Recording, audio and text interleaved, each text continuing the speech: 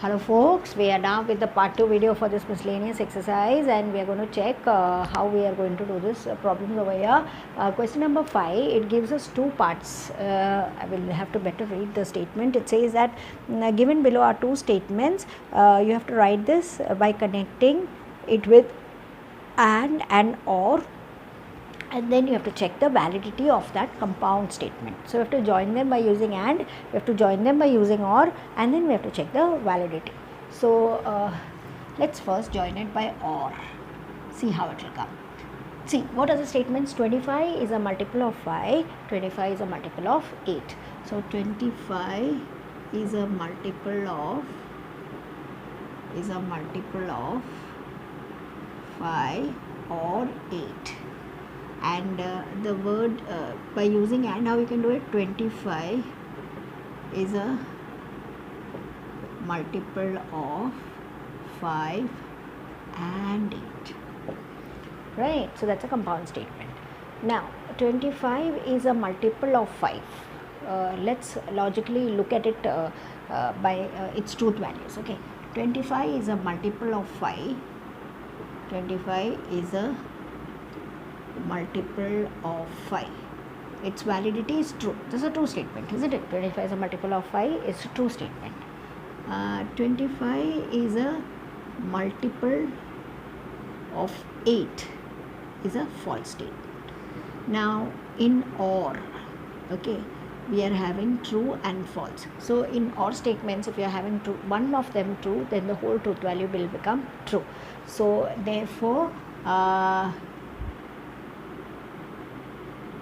its truth value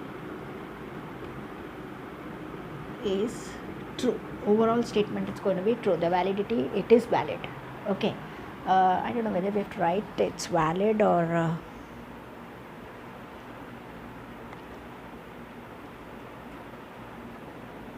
whether we write it as is valid and all that. I don't know.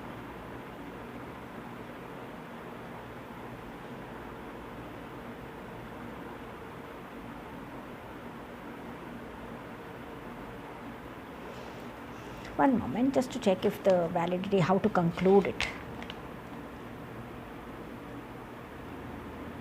Oh yeah, we say it is true statement, and so it's truth value, so it is a true statement.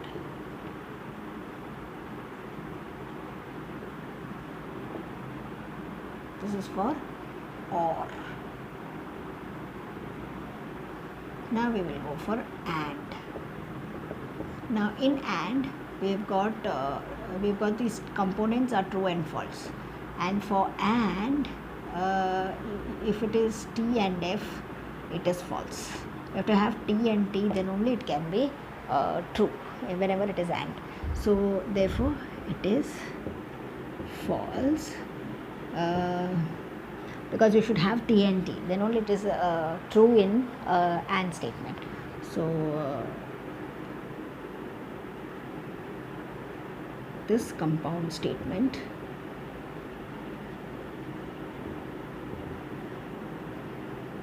is false. That's about it. So that's our question number 5. Then we come to question number 6, which is having two subparts, where they give us a statement and they ask us to show the statement by method of contradiction.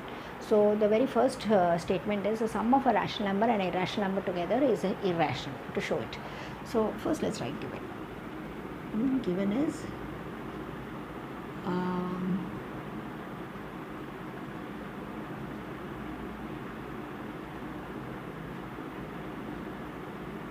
a rational number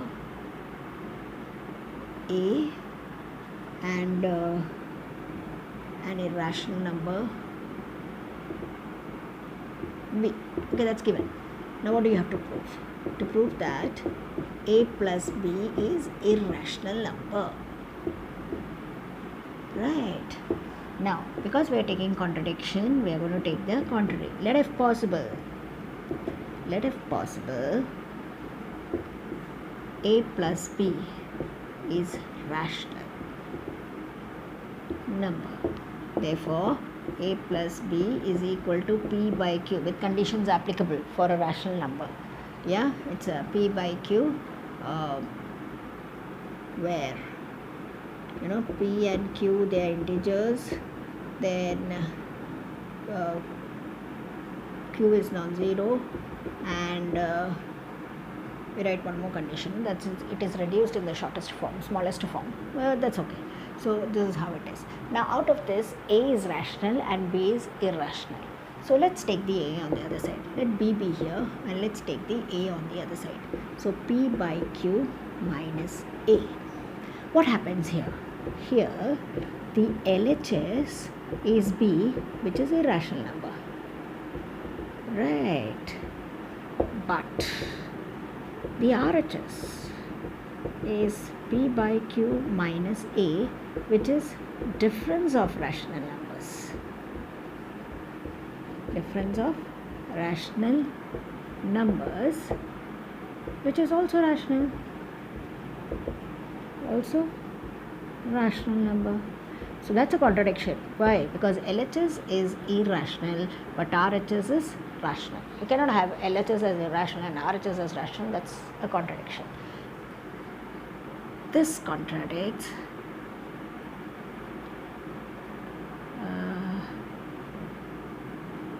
this is a contradiction.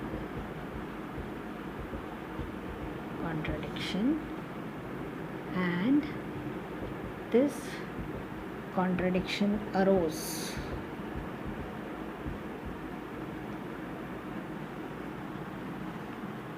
since our assumption was wrong.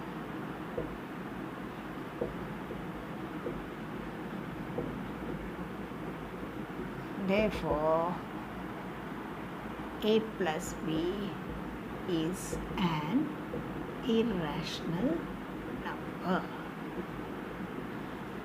Okay, we conclude that. So that's about our part 1. Question number 6, part 1 is this.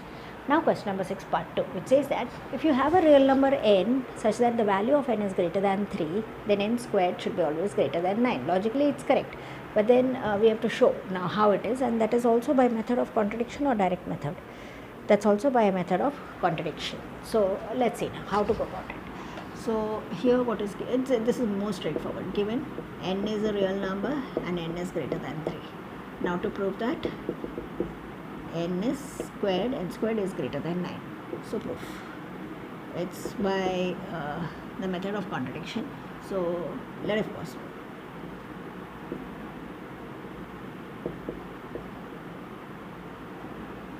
N squared is less than 9. Okay. Given that n is greater than 3. Okay. So therefore n is 3 plus x or something like that. Greater than 3 means it should be something more than. So therefore what should be n squared? Will be 3 plus x the whole square, which is 9 plus 6x plus x squared. Okay. So it is like 9 plus a certain thing, right? So, and these are all positive because you have taken 3 plus x, where you can mention that x is a positive real number. Yeah. So, obviously 6x plus x squared is something positive. So, therefore, n squared is greater than or equal to 9 is what we get from this working. Here 1 and 2 contradict each other.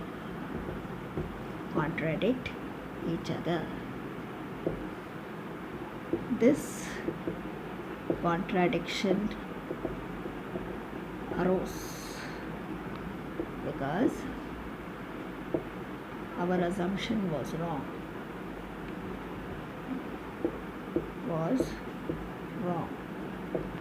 Therefore, n squared greater than 9 is true. Right? That is our question number 6, part number 2. So that's how we have dealt with the question number 6. Now we have one more question left in our miscellaneous exercise that we will be taking it up in the next part. Thank you.